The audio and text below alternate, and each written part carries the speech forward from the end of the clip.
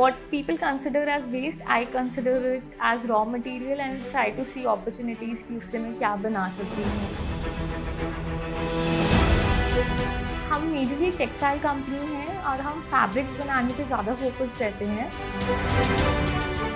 We take all the kinds of waste that is available. उसी को एक challenge की तरीके से लेके हम अलग अलग टेक्सटाइल्स डेवलप करते हैं। We have upcycled more than 30,000 kgs of waste. Hi, I'm Ashita Singhal. I'm a weaver, designer and a social entrepreneur. मैं दिल्ली से हूँ और मुझे लोकल मटेरियल्स और वेस्ट के साथ काम करना बहुत अच्छा लगता है। ऐसे ही मैंने अपने इंटरेस्ट को डेवलप किया and I had set up my own startup, which is a small textile studio where we upcycle and recycle textile waste and convert it into meaningful fabrics and high quality products.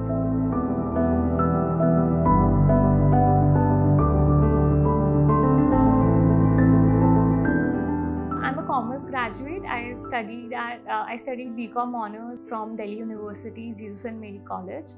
And after that, I wanted to pursue my creative interest. तो मैंने fashion designing का post graduation diploma किया Perl academy new Delhi से and उसी के time पे मुझे इस बिज़नेस आइडिया के बारे में मैंने सोचा और मैंने उस पर वर्किंग करी। तो after my post graduation I started up पैबंद।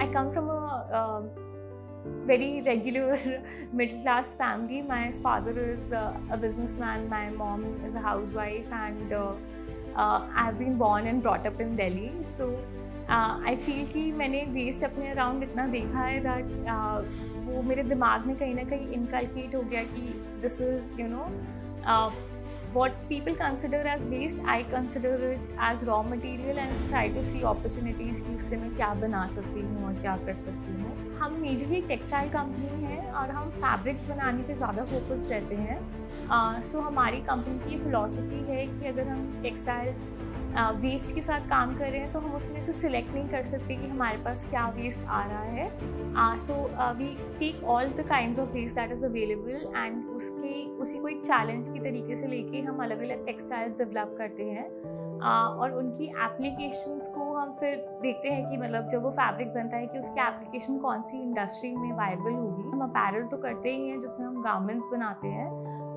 और उसके बाद हम home furnishing, soft furnishing, upholstery के फैब्रिक्स भी डेवलप करते हैं।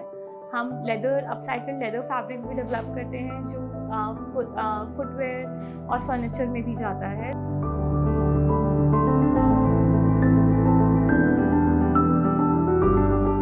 We are majorly B2B company, तो हम यूजली डिज़ाइन हाउसेस और फैशन ब्रांड्स के साथ काम करते हैं। हमारा जो प्रोडक्ट रेंज है वो अभी एक स्मॉल स्केल पे है, तो हम दिल्ली में अवेलेबल हैं अलग अलग मल्टी डिज़ाइनर स्टोर्स पे। हम कुछ वेबसाइट्स के थ्रू अपने प्रोडक्ट्स रीसेल करते हैं और then we host exhibitions and do fashion shows to present our collections. हमारा स्टूडियो नोएडा में बेस्ड है एंड हम यहाँ पे जो fashion like apparel city, Noida is called apparel city, हम वहाँ पे लोकेटेड हैं सारे एक्सपोर्ट हाउसेस के बीच में एक ऐसा स्टूडियो जहाँ पे हैंडलूम है और जहाँ पे वेस्ट को लेके काफ़ी फोकस किया जाता है। पैबंद 4 साल पुरानी कंपनी है। इस 4 साल में हम we have upcycled more than 30,000 kgs of waste which would have otherwise gone to the landfill and contributed to the pollution. And in the last 4 years, we've been able to create employment for more than 50 artisans and karigars. So we have been able to touch multiple lives through the work that we do and as well as provide a positive impact on our society and environment.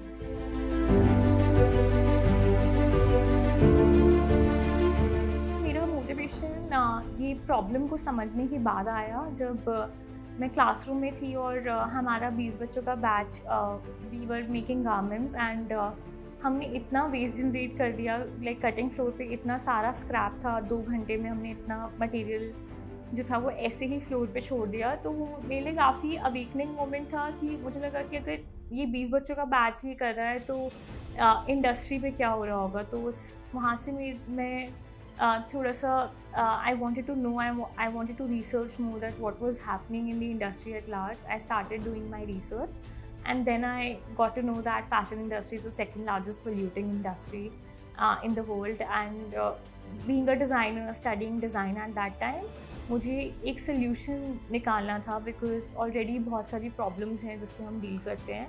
तो climate change जो सबसे बड़ी problem है, मुझे उसके around work करना था और कुछ ऐसा बनाना था जो खाली एक बिज़नेस, प्रॉफिटेबल बिज़नेस ना हो, बट एक कॉन्शियस बिज़नेस हो जो एनवायरनमेंट के लिए हेल्पफुल हो. When I started my journey, it was very difficult for me to make people understand why I want to do this, why I'm so concerned about the environment, why I'm so concerned about the people. लोग seriously नहीं लेते थे, and being a woman, they often treat your passion as hobby. So वो मेरे साथ भी हुआ कि सबको लगता था कि मैं एक हॉबी जॉब कर रही हूँ, एंड 2 महीने काम करेगी फिर छोड़ देगी, something that she wants to explore. So I think that was some demotivational factors that was there. And then after when I started Pevant, it was extremely challenging to explain designers also, get clients that why I want to take their waste और उससे मैं क्यों कपड़ा बना के उन्हें वापस देना चाहती हूँ. तो पूरी जर्नी काफ़ी हसलिंग रही है, बिकॉज आप लोग कोलैबोरेशंस की बात करते हैं, बट पहले like 5 years back down the line, people were not doing collaborations, they were not interested in working together as an industry. So I think those were some challenges. There are so many businesses that are contributing towards the GDP of India, and startups का पूरा motivation भी वही रहता है कि we should earn more revenue and focus on building companies which increase the GDP. But sometimes लोग भूल जाते हैं कि एक बिज़नेस की वजह से कितना environment या कितने लोग exploit हो सकते हैं. I think वहाँ पे Pevant आता है as a nation building, because हम हैंडलूम क्राफ्ट सेक्टर, जो basically India is known for its handloom craft sector, and specially world की 90% प्रोडक्शन, हैंडलूम प्रोडक्शन इंडिया से आती है, जो अब एक्सटेंड हो रहा है सेक्टर. तो Pevant उस वे में हैंडलूम सेक्टर को रिवाइव करने के लिए काफ़ी एफर्ट्स डाल रहा है, and other traditional craft practices को रिवाइव करने की कोशिश कर रहा है. So I think we are building the nation not only based on money, but also trying to keep our traditional craft practices alive. Atmanirbhar Bharat is something like, when we read about our freedom movement and Mahatma Gandhi, so we understand that how important khadi was, how important making your own things was. And now if I apply the same thing, तो हम भी Pevant के through हमारे पास जो local material है, हम उससे काम करके अपनी चीज़ें बना रहे हैं जो इंडिया में नहीं, वर्ल्ड वाइड हम एक्सपोर्ट करते हैं. So I think it is a beginning towards new beginning towards Atmanirbhar Bharat, because हम किसी भी वे में we are not dependent upon other countries for our resources और anything. We are making something which is purely handmade in India, and we are selling it through to the entire world. My biggest learning be consistent. अगर आप consistently किसी चीज़ को बार बार करते रहेंगे तो एक दो बार वो फेल होती है सारी चीज़ें स्टार्टिंग में, बट आपको नहीं पता कि उसकी पोटेंशियल आप किस लेवल पे एक्सप्लोर कर सकते हैं. So don't give up too soon. You like I think आप अगर किसी चीज़ में ट्रूली बिलीव करते हैं तो आप उसके लिए काम करें, and you will definitely get results. My only message to everybody like who wants to pursue entrepreneurship would be, just believe in yourself, do your research, understand the market gaps that exist in the industry that you are interested in, and आप 360 degree approach रख के अपने business के बारे में सोचिए. Just don't think about कि आप कितना पैसा कमाओगे या कितना प्रॉफिट आना चाहिए या वो एक $1 million स्टार्टअप बनना चाहिए. थिंक अबाउट अदर थिंग्स कि क्या वो बिज़नेस हमारे एनवायरनमेंट के लिए ठीक है, क्या उस पर पॉजिटिव इम्पैक्ट कर रहा है, क्या वो लोगों के लिए ठीक है, आप किसके लिए कितना कर पाएंगे. बिकॉज अगर हम सब मिलके छोटे छोटे स्टेप्स लेंगे, आई थिंक वो अपने आप में एक बहुत बड़ा स्टेप बन के निकलेगा.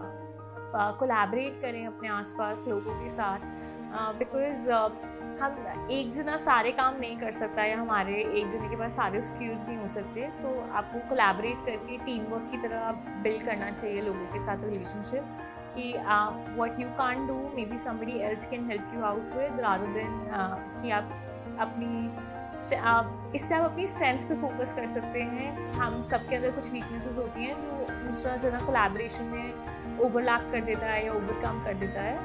So you can do what you really like. So and collaboration is the future. You don't know how many opportunities you can generate through collaborations. When I first got to know about IID, I was very impressed to understand that there are initiatives taken by the government who are encouraging young entrepreneurship in India, and also उनको platform provide कर रहे हैं where they can learn about different skills that are required to be an entrepreneur. Because जो भी मैं challenges की बात कर रही हूँ या जो भी चीज़ों की बात कर रही हूँ, I think somewhere we also lack that skill that IID could help you with, maybe learn things better, and then आप जब startup करोगे तो आपको थोड़ी ease आएगी. Obviously you will face your different challenges, but the process will be way smoother. IID will play an important role in terms of building entrepreneurship in India, because right now, like with the increased awareness and marketing, everybody has that energy कि उनको अपना startup शुरू करना है, और वहाँ पे ऐसे प्लेटफॉर्म्स की बहुत रिक्वायरमेंट होती है कि जहाँ पे आपको सही से वेंडर्स मिल जाएं, आप कनेक्शंस बना सकें, आप चीज़ों के बारे में सीख सकें. तो I think IID is playing a very important role in making of Aatmanirbhar Bharat.